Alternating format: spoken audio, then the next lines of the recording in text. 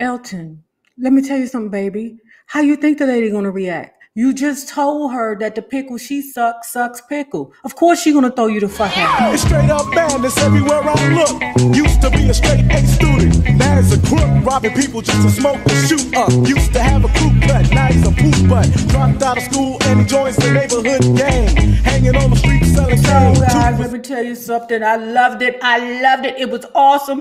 It had so much glitter in it. I couldn't take it no more. I loved the feathers. I loved the glasses. I loved the costumes. I loved the singing. I loved the dancing. I loved the grooving and the moving. I loved it. I loved it. Thank you, Elton John, for sharing your story and adding in songs and stuff like that. And it was like original songs. And then the guy that played him, oh my God. By the end of the movie, I was like, well, wait a minute, is that Elton or is that the guy Taron? I don't know who is going on. But child, before we get into it, let me give you a warning.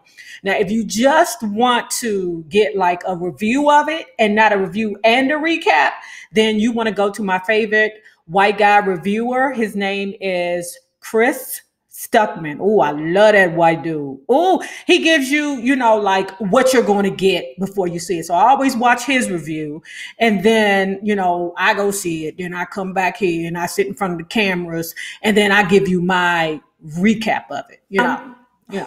Now, before we get started, please make sure you give this video a thumbs up because it is so important here to my success on YouTube.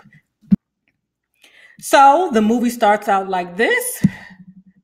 Elton John in full Elton John costumes. Oh my God, the costumes. Oh, Elton John. So we have a midlife Elton John in full costume sitting in a rehab, child, telling his story beginning from when he was a young child. Now, let's say his childhood was this. He had a mother. I don't know. She was a bitch. He had a daddy. He was a bitch ass. And he had a nurturing, loving, caring grandmothers. Aren't all grandmothers like that, though? Regardless of what color, race, age, whatever. All grandmothers are just amazing. Like, you can do no wrong with your grandmother, but I digress, right? The grandmother helped to encourage her grandchild to move forward with his even though the child showed music abilities because he could play by ear, child. I will never understand that, girl. But then at the same time, I'm tone deaf and, I can't dance, but shots a la vista. We're not talking about me. But he was able to listen to whatever it was and just play it. Just like that. But he chose to separate himself from his family. I don't know if maybe he got the mammy pregnant and really he never liked that lady in the first place. I mean, it's cool because it ain't like she ever liked him in the first daggone place. I mean, we'll find that out that the mammy was down to the car, sucking on penis in the car, having a good old time, and then that gave the father the opportunity to leave. He was like, good bitch. I don't like you any goddamn way. That the pappy did not want to nurture a relationship with young Reginald. Yes, his name was Reginald Dwight. Okay. It was strange to me that he did not want to nurture a relationship with his son because he loved music and his son showed great talent by being able to play the piano by ear. Child. But anyway, he eventually went to a good school that taught him how to read the music, play the music. But let me say this. I believe that teacher was jealous of the fact that she knew that young Reginald Dwight was old bad mother hunchy. You hear me? A bad mother hunchy. And she probably tried to keep him below her so that he could not exceed her in front of the other students. I believe she did that on purpose, because, some old bitches just be old bitches that just be mad and maybe they need to go somewhere and get some. So then Elton John, and now all the while it's singing and dancing and glitter and unicorns and merry-go-rounds and just awesomeness everywhere. Reginald Dwight is a part of a group called Bluesology. Child bang.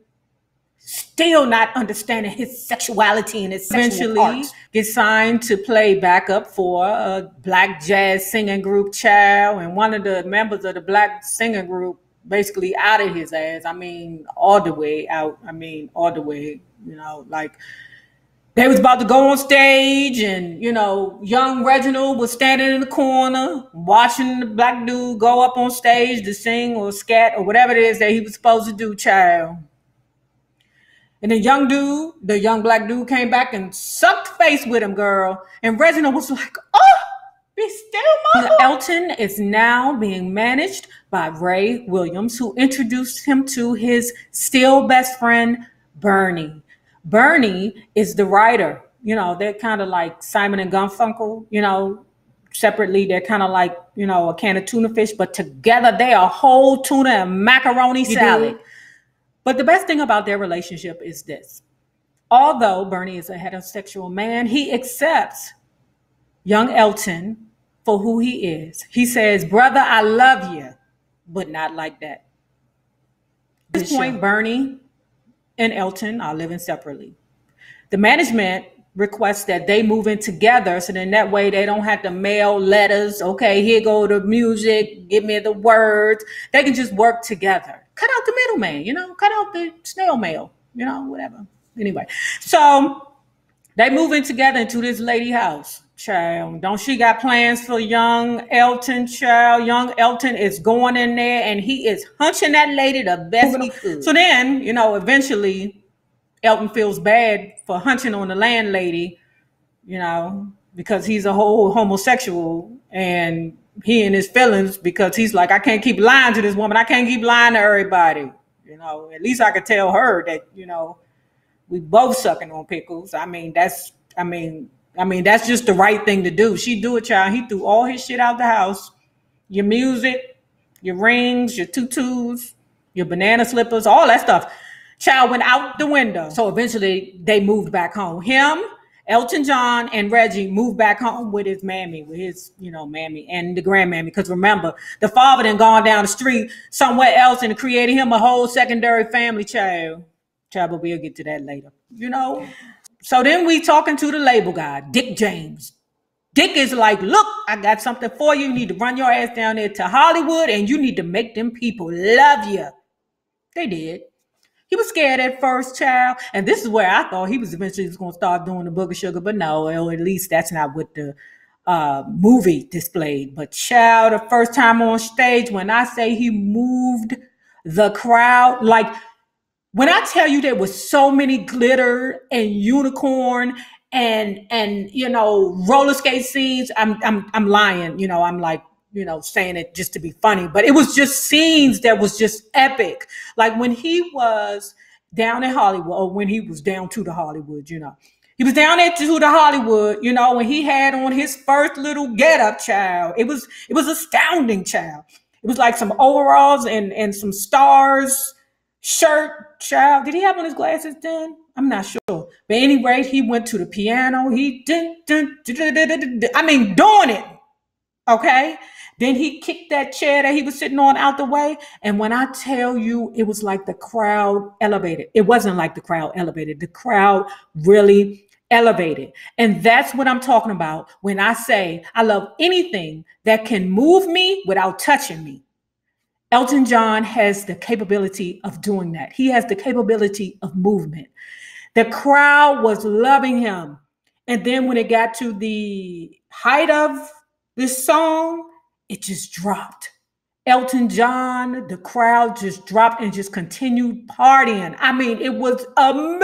And they had this club owner, child, that was down there to the Hollywood, child. I said, oh, this motherfucker fluid. He ready to screw or hunch on whatever will give him a chance. He ready to hunch on men, women, goats, trees, squirrels, Tonka trucks. We go to the after party where Elton John feels abandoned by Bernie. Bernie is ready to hunch on this beautiful Black American 10-foot tall woman. He ready, Elton John says, well, Bernie, can we still go to, Tower Records tomorrow? And Bernie was like, wait, do you see this big black bitch ready to fuck me? Are you crazy? Fuck Tower Records. Anyway, they at the after party, okay? And this old sneaky, sly snake motherfucker walks up and say, hey, Elton, what's your name? I'm interested in you. Let's get it on. The dirty dick motherfucker's name was John Reed, oh my God. You know, I kind of think that certain people have to be put on this earth for certain reasons. You know, like everybody can't be good. But that is one of the epitomes of a DDMF. Like that he was a whole ninja. And you know what I'm noticing? It's always an old low down, dirty motherfucker in the wings that are taking these rock stars down, you know, because it was the same way with my guy, Freddie Mercury. Same thing. Oh, dirty dick motherfucker in the wings, giving them the drugs, giving them the back to giving them the dick, dirty dick ass. Elton John is in love with him, but John Reed is like, okay, I'll catch you later, child, you know, but before you go, I'm going to give you this good, sock it to me, you know, pickle, the best sock it to me pickle, like, you never. It was that person had to be so significant to Elton John's life that he put him in the movie, you know, because when people are not significant, you don't really acknowledge them as you get older. You just, you know, they just disappear. You just be like, you know, hey, have you seen Barry lately? You'd be like, Barry, who was you talking about? I don't know no damn Barry. You know damn well you sucked his dick in 1967. You know that. It's just Barry. Elton eventually makes Reed, dirty dick motherfucker, his manager. Child, and it goes all down from there. Do you hear me? Child, them dirty dicks, they'll steal your soul, your life, your money, your mammy, your pappy, your shoes, everything, child. And all the while, Elton John's celebrity is blowing up. His music is getting better and better. He's just amazing. Now, while he's getting amazing, here comes the goddamn sleeping pills, the alcohol, the cocaine, the ganja, the sex, everything that can destroy a person's career. I say, you know, to me, you can make it in Hollywood as long as you keep the drugs and alcohol out. But some people, it's hard for some people to create without that extra, you know, like I believe that like just about all comedians do booger sugar because they need to be hyped before they come on the camera. I can do it. I can dig it. No. You know, I would never. That's not my thing. Now, I ain't saying I ain't never did a cookie or two. But what I'm saying is you won't take half my money. My goddamn paycheck won't go towards no goddamn booger sugar. Never. But shout to the visa to you bitches who do get their paycheck too, you know, the booger sugar man. Elton John is simply in love with John Reed. He knows in his heart that this is a dirty dick motherfucker. He knows that John Reed does not love him. But I believe that Elton John / Reginald took a good portion of his life trying to make this man, this dirty dick motherfucker, love him. Child, who knows? We get to a low point for Elton John where he's feeling madly depressed. There's a party going on in his house. You know, he just takes a whole bunch of pills, a whole bunch of alcohol, and he jumps into the pool at the bottom of the pool, child, and at the bottom of the pool, here go these little things. It was a little boy playing on a little piano with a rocket, like a fishbowl on his head, and it was Rocketman. You know, oh my God, it was amazing. The movie was friggin' amazing. It was like one of the greatest musicals ever. I would put it up there with Grease. So he tried to kill himself, but of course, everybody and their mammy jumped in the pool because of the fact they like, well, no, that's our money. Oh my God, save our money. Jesus, save our money. If he died, what is that going to do? What is that going to do? I'm going to have to go back to work. I'm going to have to get a job. Elton John is feeling so rejected. Po tink tink. You know, that daggone Reed dude got his head so messed around. You know, Elton John wakes up out of the bed, you know, he don't know where he at, what he doing, but he go down to the pool, you know, to go talk to his dude, Reed / manager, and Reed, you know, the daggone paper boy is sucking on his, you know, pickle. You know, he like, I can't take this. Get the fuck out of my house. So now we get to the point where Reed is like, look, you need to get you a girlfriend. You know, we can't have these people around here thinking you all homosexual. We can't have that. Now, you know, Elton knows that his mammy ain't shit.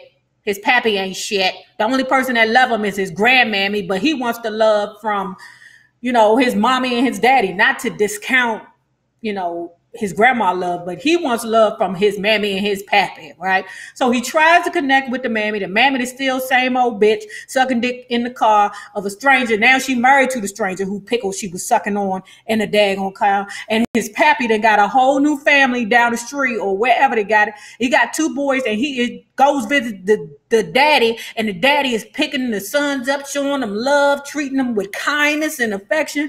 That man loses it. You hear me? Elton John, at that point, he is like, why not me? Why am I not good enough? I'm telling y'all, things happen in people's lives as children that manifest in them forever as adults. Child. Reed is sitting in the car. They on their way to a concert, child. On the way to the concert, child. I don't know what Reed said to him, but he was like, let me get the fuck out of this car. Elton hurt. He didn't consume some pills and alcohol again, child. He has a heart attack. Now his manager, who is no longer his boyfriend, said, okay, get his ass on stage. I think he was going to Madison Square Gardens. The man on the phone like, excuse me, sir, did you hear me when I said that he had a heart attack? No, he ain't had no heart attack. He got a chest infection. I say a chest infection? What the fuck? Get his ass on stage, because that daggone Jerry Reed don't care about nothing but his paper. Nothing. And that's why Elton John let him go. Now, let me retract a little bit. Elton John, when he said, get the fuck out of my house, he was like, oh, I'll get the fuck out of your house, all right. But it don't matter until you die. I'm going to get 20% of your paycheck. Ding! I said, this low life. When he's walking up to his show, in full outfit, oh my God, the costume was amazing. Amazing.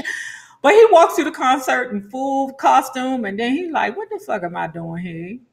Let me go to rehab. He enters into rehab, and the movie comes full circle because it started in rehab, child. And he's telling the story. When he's in rehab, he has on his full, feathers, glasses, devil ears, or, whatever going on, right? But as the show or as the movie reflects back to the rehab where he's telling his story, the clothes start coming off. First one ear, then the feathers.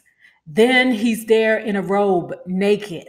Okay. Next minute, he's there in a Puma sweatsuit. I said, oh my God, Elton, do you own part of Puma? I mean, I think everybody there was in a Puma sweatsuit. And that could be the imagery of it. Just the fact that you're just like everyone else. Oh my God. Move me without touching me. Do you hear me? Like, anyway, so then his parents start coming in. His grandmother came in the room, but this is not real. This is just him speaking his truth to each person that was important to his life. The dirty dick motherfucker started coming in. His best friend Bernie started coming in, and he started apologizing. He started recognizing his parts. He started to build or rebuild himself. At this time, I guess this is when he made that song, I'm Still Standing. Love it. Love it. My 2 most favorite songs by Elton John, Benny and the Jets, I'm sorry. And I'm Still Standing. Amazing, amazing, amazing. And his friend, Bernie, came in for real, not in, his mind where he's healing himself, but he came in for real. And Bernie expresses his concern about being able to make music again, being able to get a good, to be able to garner an audience again. And Bernie was like, I believe in you. You need to believe in you, baby. You got it. You will always have it. We 2 bad motherfuckers. But then he finds love, proper love, because his mammy said to him, because you're a homosexual, you would never have proper love. That's when I knew she was an old bitch, because I'm like, well, your mother is supposed to be your first love. And she's supposed to love you properly more than anybody. But, I told y'all earlier she was a bitch. But anyway, he married David, and they had 2 sons together. And what is he? He's not touring anymore because he wants to stay at home and raise his young sons. I said, I can dig it. And he has been 28 years sober. Good for you. Homosexual man who represents us, the gay community, quite well. If y'all don't know, did y'all know that I had a whole wife over there? I don't know. I don't care. Please do not forget to thumbs up this video and share, because it is so important to my success here. down to the YouTube. Now, remember this, the same people you meet on the way up will always be the same people you meet on the way down. Naysayers, my patron loves. Have a good one. Deuce.